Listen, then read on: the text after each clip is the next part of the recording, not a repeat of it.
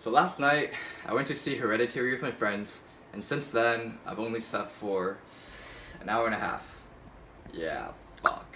So before getting to the actual review, I remember sitting in the theater getting to watch A Quiet Place with my friends, and then the trailer for Hereditary came on. So what attracted me the most of wanting to see this movie was that it was a complete clusterfuck of what the fuck moments in the trailer. I had absolutely no idea what was going on, nor what the plot was about, or what the characters were doing. And honestly, this left me really excited, really intrigued. I was left in mystery, and man, this really made me want to see it. So I suggest, if you haven't seen the trailer, don't see it yet. Don't read anything about the movie, just go in blind. Alright, so short plot summary without giving too much away. Essentially, Hereditary is about a family that has gone through a tragic event, passing of the grandmother in the family, and following that, basically a shit ton of supernatural, psychological mindfucks occur. What I love about this movie is Annie, played by Toni Collette, was phenomenal in terms of acting. Her character, she plays the wife and the mother of two children in this movie, and through her acting you could really feel for the character, what she goes through, the tragic events of her mother passing away, her previous family line of mental illness, the current relationship she has with her son and the rest of her family, and what she feels on an emotional level. Toni Collette portrayed all of that, and you can really tell that she gave 110% into this role. I was freaking blown away. So Charlie, played by Millie Sharpiro, sorry, not good with names, is the youngest daughter of the family, and she does play a key role in the movie, but not in a way that you would think. As a child actress, she was also phenomenal, but I'm not gonna say much except for the fact that she's creepy as fuck, and she portrayed that extremely well. I can't think of any other child actor or actresses that could play that role as well as she did. As for the rest of the characters, Peter, the son that played Alex Wolff, and the husband Steve, played by Gabriel Byrne, was also pretty good, but for sure, Toni Collette and Millie Sharpiro was absolutely blew me away and certainly stole the spotlight in my opinion. So what I loved about the movie was that it wasn't just a typical horror, supernatural, or slasher type of movie where the characters are dispensable and they could just be killed away. No. Similar to A Quiet Place, which was also another movie I really loved. The director and writers really made you care deeply about the characters. You could relate to probably at least one of the characters in a meaningful way.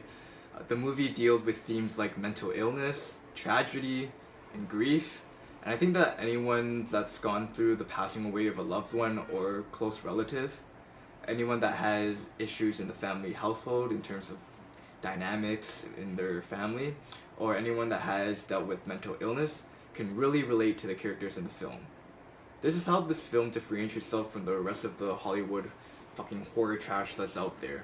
So now we're gonna get into the meat and potatoes of what makes this movie truly horrifying and why I was scared of falling asleep in my room until 5 a.m. So, right away man, the atmosphere and suspense was fucking intense. The visual imagery and the sound design really toyed with the human mind and really made you question the character's sense of reality in the movie. You know when you're asleep in the bed and you feel like someone's watching you, or you're mistaken a figure or a hooded figure of like a man or a woman in a room in the dark for probably like your table or some other object, but then you kind of hallucinate and you begin to question if something's really there or if it's just your imagination. Yeah, this movie fucks with you in that exact way.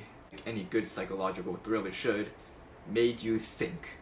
But it wasn't over the top like complicated movies like Memento, Inception, Interstellar, which were all Christopher Nolan movies, Coherence and Triangle, which were other lower budget psychological horror movies, which I really suggest watching. I do wish that they left a bit more mystery in the movie. Minor con that I had for the movie was that I had an inconsistent mood.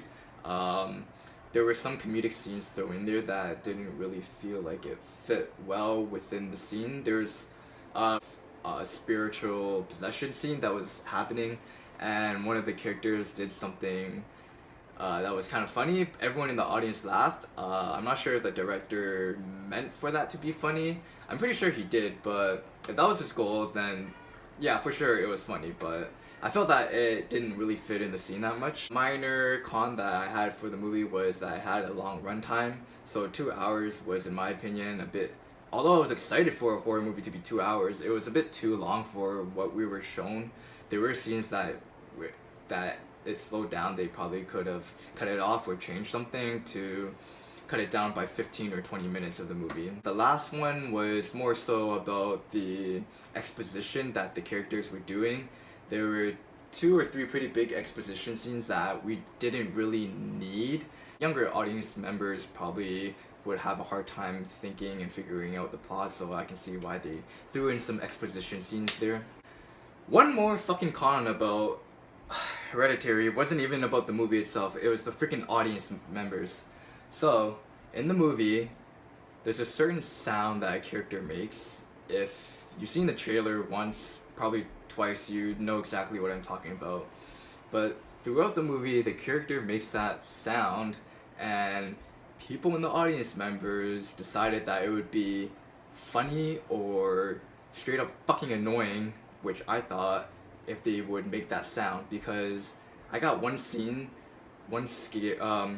stolen away from me, one scare that was really good. It didn't scare me because freaking audience members were trying to make noises during suspenseful scenes right before a scare was gonna happen, so all the suspense is taken away from you. Anyways, lessons learned. Fuck that. Hopefully you guys don't get a bad audience when you see this movie. Overall, my thoughts about this movie, I freaking loved it, man. Honestly, this movie and A Quiet Place was definitely my favorite horror movies of 2018 so far. If I could relate it to other movies, it would be similar to The Babadook in terms of the mature themes that they dealt with, such as like mental illness, grief, loss. The imagery and atmosphere was pretty much similar, and I can kind of compare it to Mother with Jennifer Lawrence in terms of the endings are pretty similar in terms of pacing for the movie.